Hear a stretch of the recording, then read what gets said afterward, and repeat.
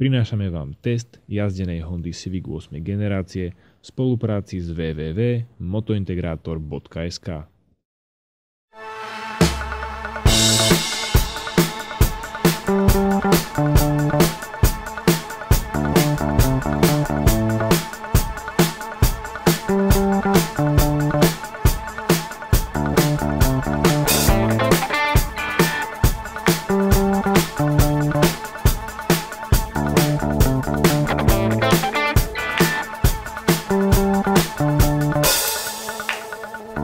S Hondou Civic 8 generácie som sa poprvýkrát stretol pred niekoľkými rokmi.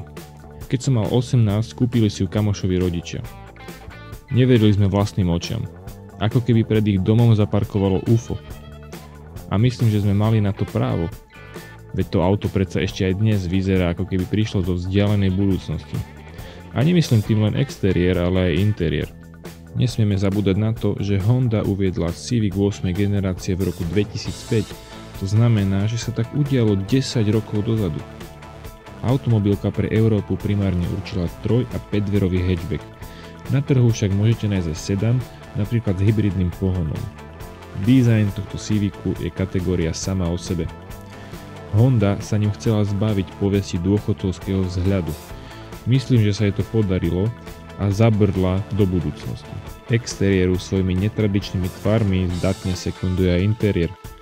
Pre nás Európanov je vo vnútri pomerne netradičné rozloženie ovládacích prvkov, no dá sa na to zvyknúť. Po vložení kľúča sa rozsvieti zaujímavý stredový displej. Mimochodom, v interiéri sú displeje rovno 3. Štartovacia doslova procedúra prebieha otočením kľúča v zapaľovaní a stlačením gombíka, ktorý je na ľavej strane. Pozor, ten však musíte podržať. K pozitívnym stránkam interiéru by som napríklad zaradil sedadlá.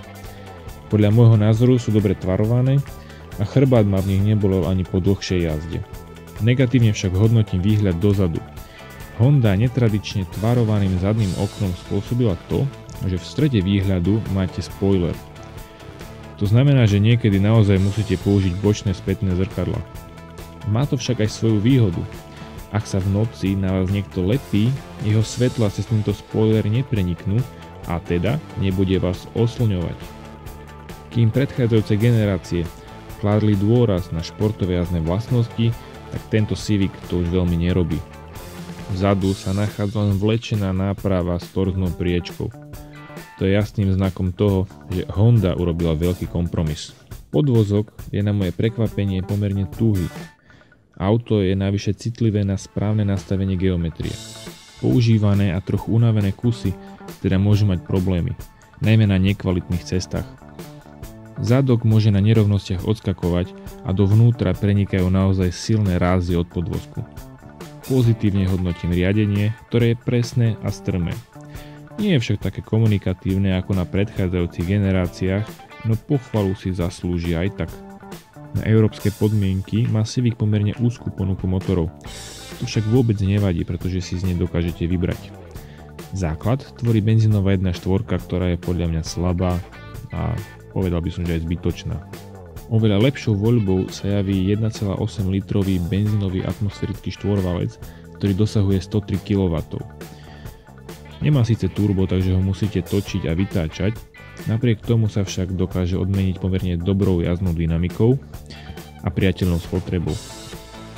S týmto motorom sa mi mimo mesta podarilo pri normálnom presune jazdiť so spotrebou nižšou ako 6 litrov. Priemer sa pohyboval pod 7 litrov alebo na hranici 7 litrov, čo považujem za veľmi dobrý výsledok. Pre fajnšmekrov si Honda pripravila Type R, kde sa nachádza 2-litrový atmosférický štvorvalec. Milovníci nafty veľa na výber nemajú, v ponuke je iba 22-litrový naftový štvorvalec s výkonom 103 kW. Napriek tomu si myslím, že v tomto prípade tankovať naftu nie je vôbec potrebné. Benzínové motory sú pomerne výkonné a spoľahlivé. Autu dávajú slušnú dynamiku. Nafťák je navyše veľmi ťažký na prednú nápravu a to môže spôsobovať problémy. Civic ako správny Japonec patrí k tým spoľahlivejším autám. Klepotanie od podvozku, vrzganie a podobné neduhy môžu však navodiť dojem, že ide o pomerne unavené auto. Ako prvé odídu tyčky predného stabilizátora a ďalej je to už stará klasika. Čapy a pri väčšom počte najazdených kilometrov sa porúčajú aj tlmiče. Najväčšie riziko porúch so sebou prináša turbodízlový motor. Čiže nie len, že chrochtavý a má výrazný turboefekt, môže stať svojho majiteľa aj najviac peňazí. V tomto prípade môžu odísť vstrekovače, turbo alebo dvojhmotný zotrvačník. Motor je navyše pomerne ťažký a zaťažuje prednú nápravu viac, ako by si to zaslúžila. To isté môžem povedať aj o spojke, ktorá v spojení s týmto agregátom vykazuje najnižšiu životnosť. Benzínové motory majú maximálne v niektorých prípadoch problém so zanesením EGR ventilom. Silnejšie agregáty a ostrejšia jazda dokážu zabiť brzdy pomerne rýchlo. Treba na to myslieť, že je možno nutná ich výmena.